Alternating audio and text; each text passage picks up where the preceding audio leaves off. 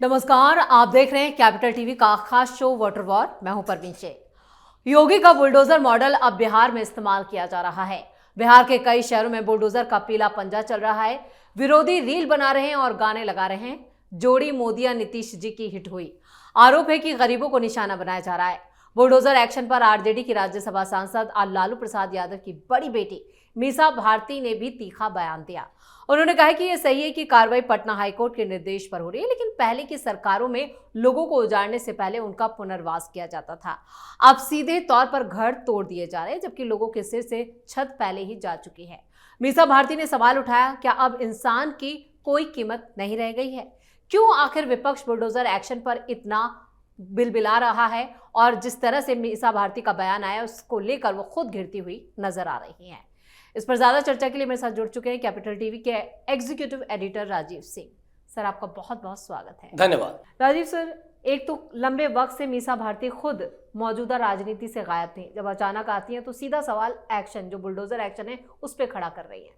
देखिए, उन्होंने सही कहा है कि इंसानों की कोई कीमत नहीं है और पुनर्वास पहले कराया जाता है और उसके बाद उजाड़ने वगैरह जो भी बात ये कह रही हैं।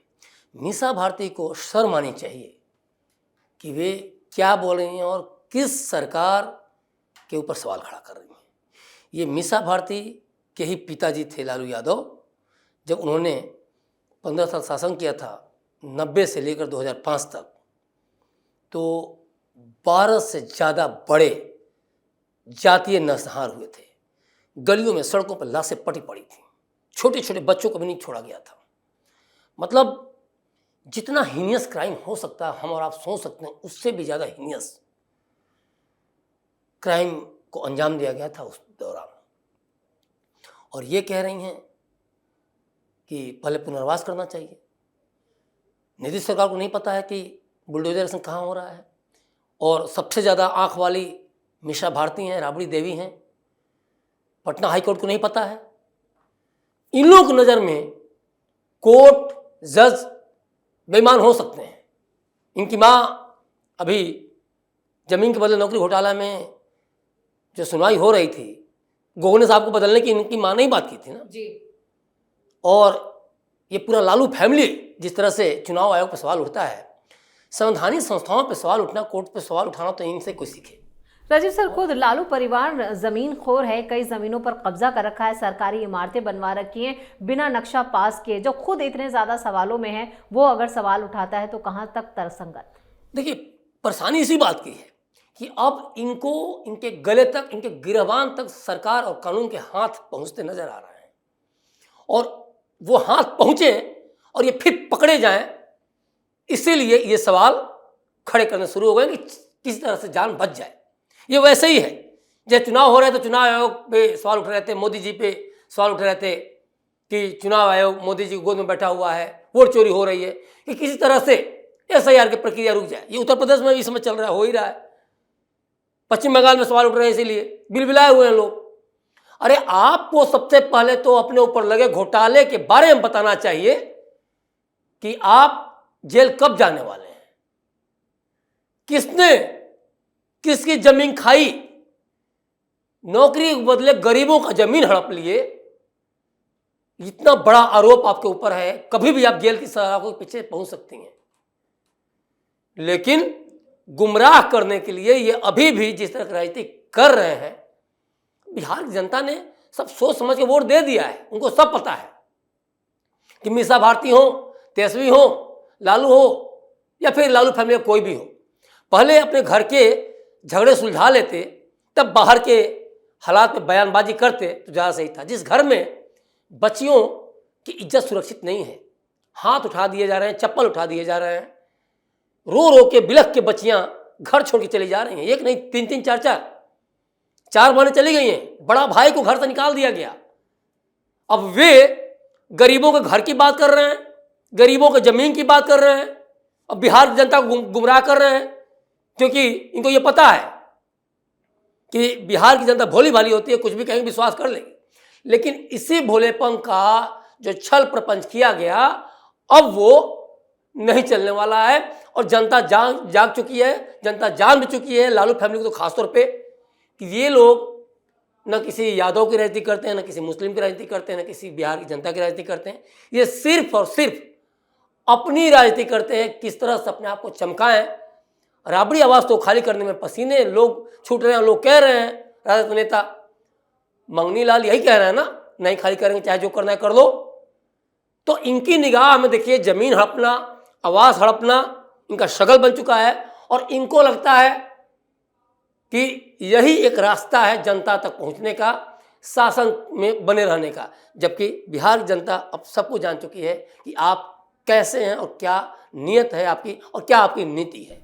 बिल्कुल, आपने नियत और नीति की बात की। और जब उनसे खुद पूछा गया तेजस्वी यादव को लेकर, जो विधानसभा सत्र से भी गायब थे और अचानक बिहार की राजनीति में जो नेता प्रतिपक्ष की भूमिका है उससे भी वो भागते हुए नजर आ रहे हैं, तो इस पर भी उन्होंने कहा कि कोई निजी काम से जा नहीं सकता क्या? मतलब वो उल्टा चोर कोतवाल को डांटे, उसी तरह के सवाल हैं उनके मीसा भारती के। मीसा भारती बताएं कि तेजस्वी पहली बार विदेश गए हैं क्या, कि बिहार की जनता को, चाहे नेताओं को या सत्ता पक्ष के लोगों को आपत्ति है?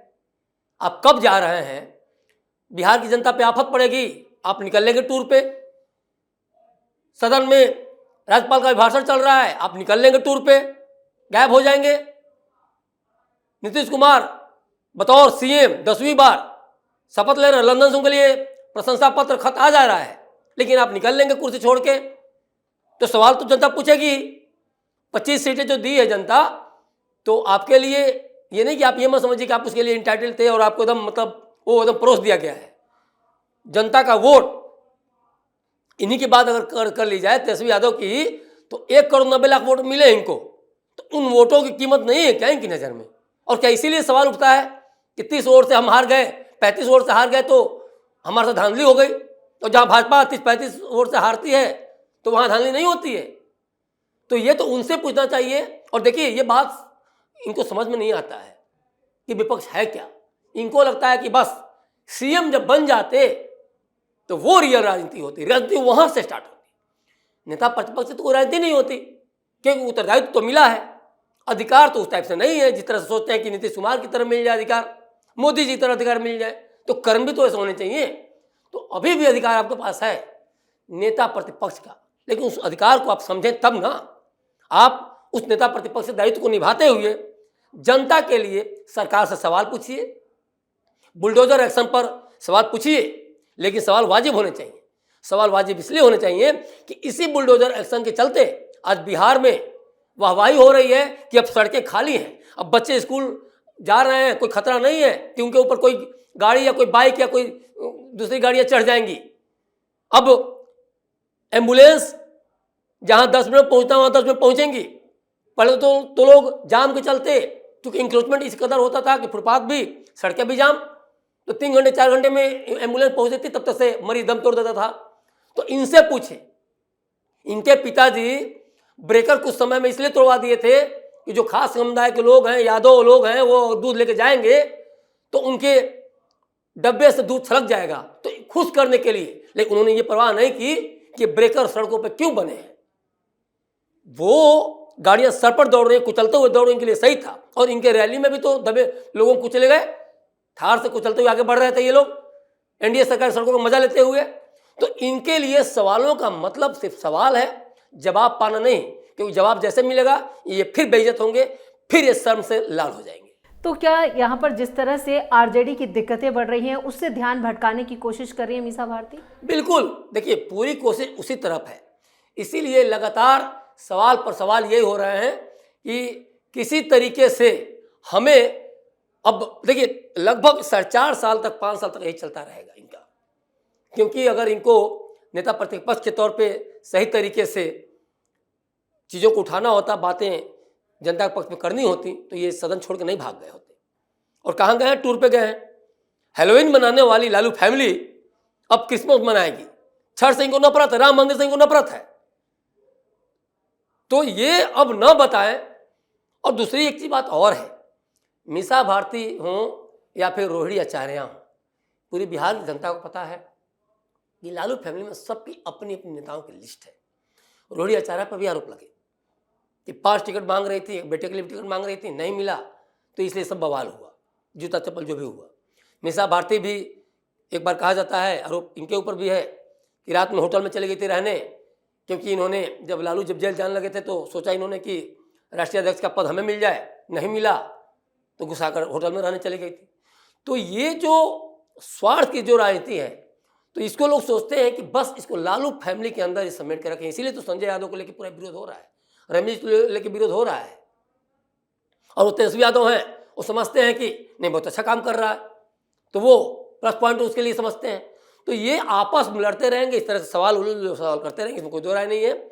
लेकिन जनता भी इन चीज़ों को समझ चुकी है। बुलडोजर चलता रहेगा, और बुलडोजर यूँ नहीं चल रहा है। ऐसा नहीं सम्राट चौधरी का मंग किया लेकिन बुलडोजर निकल गए।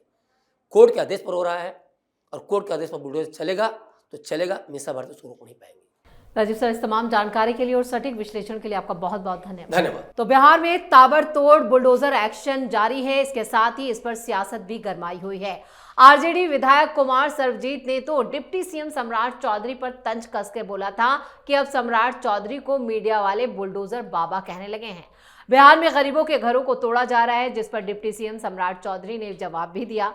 बोले, मेरा नाम बुलडोजर नहीं है। हालांकि बुलडोजर के नाम पर सदन के बाद भी सियासत ने जोर पकड़ रखा है, और मीसा भारती भी जिस तरह के सवाल उठा रही हैं, उसके बाद साफ है कि लालू परिवार की भी क्राइम कुंडली या कहें क्राइम फाइल खुल चुकी है, और एक एक करके इन लोगों के जेल जाने का रास्ता जो है वो बनाया जा रहा है। इसलिए ये इस तरह की बयानबाजी कर रहे हैं। इस खास शो में इतना ही। वीडियो कैसा लगा कमेंट करके अपनी राय जरूर दें। वीडियो को लाइक करें, शेयर करें और कैपिटल टीवी को सब्सक्राइब जरूर करें।